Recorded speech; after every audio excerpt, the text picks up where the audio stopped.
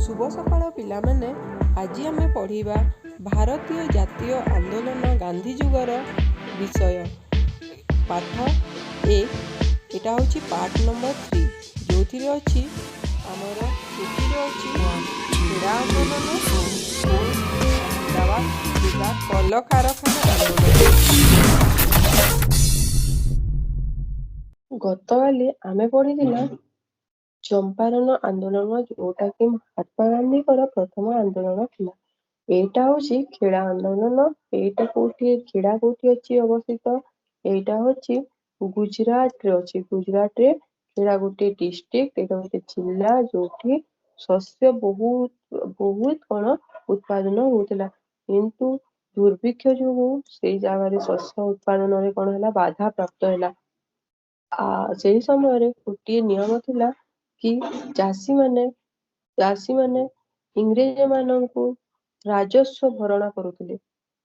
एई समय कण सेमाने जेते शस्य उत्पादन करुथिले सेथिरु सेमाने कण राजस्व भरणा करुथिले किंतु सेठारे गोटे नियम एटा भी थिला गोटे थिला कि जेते शस्य उत्पादन हबो जदि 1/4 कम परिमाण रे शस्य उत्पादन हेले कण होतिला चाषी माननकु राजस्व देय परिमाण कोहळ करा जाउतिला किंतु सेई 1918 मसीहा रे कण होइतिला दुर्भिक्ष जोगु गुजरात रे कण शस्य उत्पादन बाधा प्राप्त होइतिला। आ सेही समय रे चाषी माननकु इंग्रेज माने जो जबरदस्ती करी सेमाने कर्मचारी माननकु संपूर्ण राजस्व भरण करबाकू बाध्य करुथिले। सेही समय रे श्री गांधीजी को एही जो राजस्व भरणा बाध्य करिबारु गांधीजी को से गाँ से डिस्ट्रिक्ट रो लोक माने सब जणेइले से जिल्लार लोक माने सब जणेइले।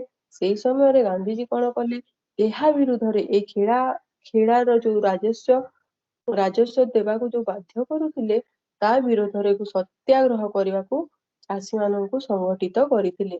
आउ चाषी माने एई घोषणा दियकू प्रत्याख्यान कले एवं एथिपाई जे कौनसी परिणाम भोगिबाकू प्रस्तुत हेले। सेमाने कण कले सेमाने गांधीजी सहित मिसी सत्याग्रह करबाकू राजी हेई गले। आ सेमाने घोषणा देबाकू प्रत्याख्यान कले सेमाने मना करदेले कि आमे राजस्व भरण देबु नाही। सेही समय रे कण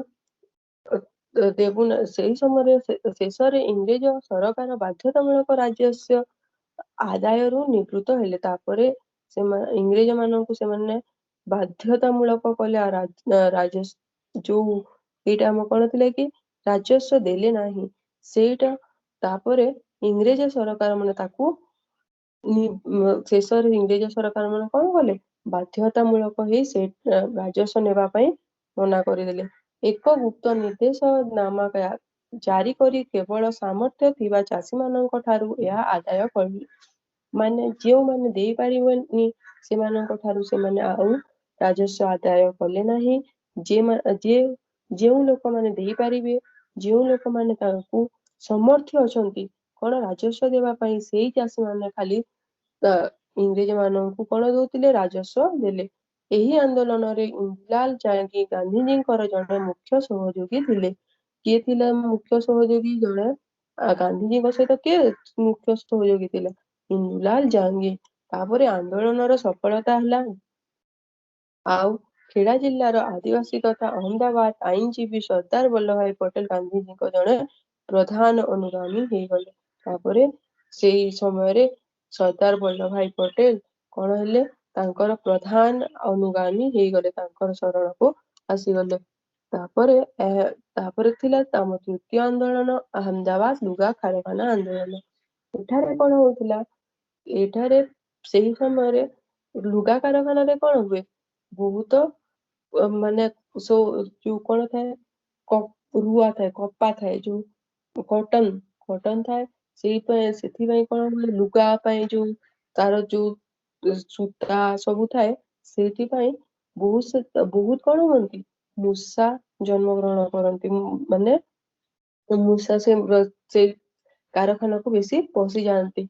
आ କଣ ହୁଏ ଗୁଜୁରାଟ ଅହମଦାବାଦରେ ସେଇ ଜାଗାରେ କଣ ହଉଥିଲା ପ୍ଲେଗ ଯୋଉ ହଉଥିଲା ସେଇଟା ମାନେ କର୍ମଚାରୀ ମାନଙ୍କୁ ବହୁତ ପରିମାଣରେ ପ୍ଲେଗ ହେଇଯାଉଥିଲା ସେଇଟା ସେଥିପାଇଁ ଲୋକମାନଙ୍କୁ ଶ୍ରମିକ ମାନଙ୍କୁ କଣ ଦିଆଯାଉଥିଲା ସ୍ୱତନ୍ତ୍ର ଭତ୍ତା ମାନେ ବର୍ଷକ ଥରେ ସେମାନଙ୍କୁ ପ୍ଲେଗ ବୋନସ ଦିଆଯାଉଥିଲା ସେଇ ପ୍ଲେଗ ବୋନସ ଦିଆ ହଉଥିଲା ତାପରେ ସେଇ ଇଂରେଜ ମାନେ କଣ କଲେ ସେ ପ୍ଲେଗ ବୋନସ ଦେବୁନି କହିକି ସେମାନେ ମନା କରିଦେଲେ ଶ୍ରମିକ ମାନଙ୍କୁ ଏଥିପାଇଁ ସେମାନେ ଗାନ୍ଧିଜୀ ଯେତେବେଳେ ଏ ସବୁ କଥା ଜାଣିଲେ ତାପରେ ଏଇ ଅହମ୍ମଦାବାଦ ଲୁଗା କାରଖାନା ଆନ୍ଦୋଳନ ହେଲା ଦେଖ ଏଇଟା ଗୁଜୁରାଟ ଅହମଦାବାଦ କୋଉଠି ଅଛି ଗୁଜୁରାଟରେ ଅଛି ଅହମଦାବାଦ ଠାରେ ଲୁଗା ଗୁଡିକର ମାଲିକ ମାନେ ପ୍ଲେଗ ମହାମାରୀ ପାଇଁ ଶ୍ରମିକ ମାନଙ୍କୁ ଦଉଥିବା ସ୍ୱତନ୍ତ୍ର ଭତ୍ତା ପ୍ଲେଗ ବୋନସ ପ୍ରତ୍ୟାହାର କରିଦେବାରୁ ଶ୍ରମିକ ମାଲିକଙ୍କ ମଧ୍ୟରେ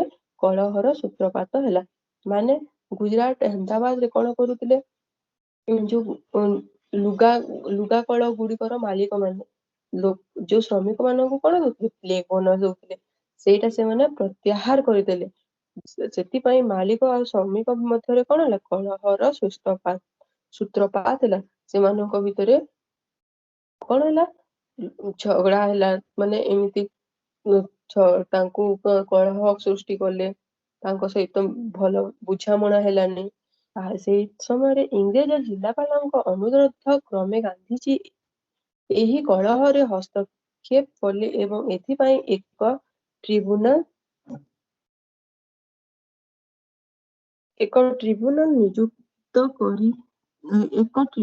ନିଯୁକ୍ତ କରି ତାହାର ନିଷ୍ପତ୍ତିକୁ ଗ୍ରହଣ କରିବାକୁ ଉଭୟ ପକ୍ଷକୁ ରାଜି କରେଇଥିଲେ ତାପରେ ଏହି କଳହରେ ସେ ଗାନ୍ଧିଜୀ ଏଇ ଭିତରେ ପଶିଲେ ଆଉ କହିଲେ ସେଇ ଯୋଉ କଣ ତାଙ୍କୁ ଏଇ କଳହକୁ ଯୋଉ କଳହ ହଉଥିଲା ତାଙ୍କୁ ବନ୍ଦ କରିବା ପାଇଁ ଗାନ୍ଧିଜୀ କଣ କରିଥିଲେ ଏଇ ଭିତରକୁ ପଶିଥିଲେ ଆଉ ଏଇଟା ସବୁ ସେ ମାନେ କଣ କଲେ କଳହରେ ହସ୍ତକ୍ଷେପ କଲେ ମାନେ ତା ଭିତରେ ପଶିଥିଲେ ଏବଂ ଏଥିପାଇଁ ଏକ ଟ୍ରିବ୍ୟୁନାଲ ନିଯୁକ୍ତି କରି ତାହାର ନିଷ୍ପତ୍ତିକୁ ଗ୍ରହଣ କରିବାକୁ ଉଭୟ ପକ୍ଷକୁ ରାଜି କରାଇଥିଲେ ଯୋଉ ମାନେ ମାଲିକ ମାନଙ୍କୁ ସେମାନଙ୍କୁ କରାଇଥିଲେ ରାଜି କରାଇଥିଲେ କି ସେମାନଙ୍କୁ ଶ୍ରମିକ ମାନଙ୍କୁ ପ୍ଲେଗ ବୋନସ ଦେବା ପାଇଁ ହେଲା ସେଇ ସମୟରେ କିନ୍ତୁ ମାଲିକ ମାନେ ଏଥିରୁ ଓହରି ଯାଇ ଶ୍ରମିକ ମଜୁରିର 20% ବୃଦ୍ଧି ଘୋଷଣା କଲେ ଶ୍ରମିକ ମାନଙ୍କୁ କେତେ ପ୍ଲେଗ ବୋନସ ଦିଆଯାଉଥିଲା 35% ଦିଆଯାଉଥିଲା 35% ଦିଆଯାଉଥିଲା କିନ୍ତୁ ସେ ପ୍ରଥମେ ତ ସର୍ବପ୍ରଥମେ କଣ ମାଲିକ ମାନେ ଦେବା ପାଇଁ ଇଚ୍ଛୁକ ନଥିଲେ ଆଉ ଯେତେବେଳେ ସେମାନେ ଦେବା ପାଇଁ ଇଚ୍ଛୁକ ହେଲେ ସେମାନେ କଣ କଲେ 20% ବୃଦ୍ଧି ଘୋଷଣା କଲେ ଆଉ 20% ବୃଦ୍ଧି ଘୋଷଣା କଲେ ଆଉ 25% ସେମାନେ 15% ସେମାନେ ଦେବା ପାଇଁ ଇଚ୍ଛା କଲେ ନାହିଁ ସେଇ ସମୟରେ ଅହମ୍ମଦାବାଦ କାରଖାନା ଶ୍ରମିକ ମାନଙ୍କ ଶତକଡା 35% ମଜୁରୀ ବୃଦ୍ଧି ଦାବି ପ୍ରତ୍ୟାଖ୍ୟାନ କରିବାରୁ ମାଲିକ ମାନଙ୍କ ବିରୋଧରେ ଗାନ୍ଧିଜୀ ଶ୍ରମିକ ମାନଙ୍କୁ ଏକ ଅହିଂସା ଆନ୍ଦୋଳନ କରିବା ପାଇଁ ପ୍ରଭାତଦାୟକ ନିଜେ ଏହାର ନେତୃତ୍ୱ ନେଇଥିଲେ ତାପରେ ସେଠି ଯୋଉ ମାଲିକ ମାନେ ଯୋଉ 35% ଦେଲେ ନାହିଁ ତା ବଢେଇଲେ ନାହିଁ ସେଇଥିପାଇଁ କଣ କଲେ ମହାତ୍ମା ଗାନ୍ଧୀ ଶ୍ରମିକ ମାନଙ୍କ ସହିତ ମିଶି ଗୋଟିଏ ଆନ୍ଦୋଳନ ଜାରି କଲେ ଆଉ ଏଇଟାର ଲିଡରସିପ କିଏ ନେଲେ ସେଇ ମହାତ୍ମା ଗାନ୍ଧୀ ନେଲେ ଦାବି ପୂରଣ ପର୍ଯ୍ୟନ୍ତ ଅନଶନ ଚାଲୁ ରଖିବେ ବୋଲି ଘୋଷଣା କରି ସେ ଶ୍ରମିକ ସପକ୍ଷରେ ଅନଶନ ଆରମ୍ଭ କରିଦେଲେ ଦାବି ଯଦି ପୂରଣ ନହେବା ପର୍ଯ୍ୟନ୍ତ ସେମାନେ କିଛି ଖାଇବେ ନାହିଁ ଅନଶନ ରଖିବେ ବୋଲି ସେମାନେ କରିଲେ କିଏ ଶ୍ରମିକ ମାନେ ଆଉ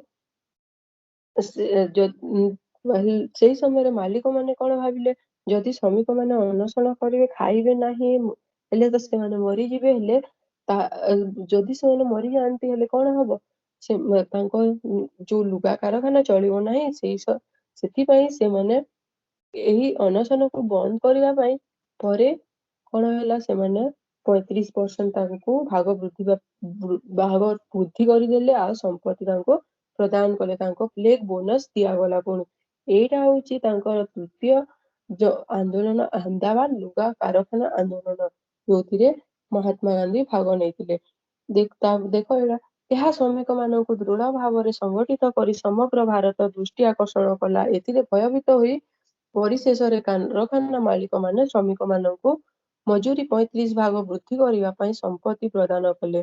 ଏହାଦ୍ୱାରା ଗାନ୍ଧିଜୀ ଜନସାଧାରଣଙ୍କ ମନରେ ସତ୍ୟାଗ୍ରହ ପ୍ରତି ଆଗ୍ରହ, ଶ୍ରଦ୍ଧା ଓ ସମ୍ମାନ ଆଣି ଦେଇଥିଲେ। ତାପରେ ରୋଲେଟ୍ ଆକ୍ଟ। ରୋଲେଟ୍ ଆଇନ ବିରୋଧରେ ଆନ୍ଦୋଳନ। ଏ ରୋଲେଟ୍ ଆକ୍ଟ ଥିଲା କଣ? ଏ ରୋଲେଟ୍ ଆକ୍ଟ କଣ ଥିଲା ଜାଣିଛ ପିଲାମାନେ? ଦେଖୁ ଏ ରୋଲେଟ୍ ଆକ୍ଟଟା କଣ ଥିଲା ଆମେ ଏବେ ପଢିବା। ଏଇଟା କୋଉ ମସିହାରେ ହେଇଥିଲା? ରୋଲେଟ୍ ଆକ୍ଟ 1919 ଖ୍ରୀଷ୍ଟାବ୍ଦରେ।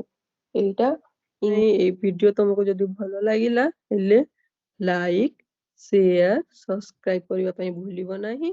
ଆଉ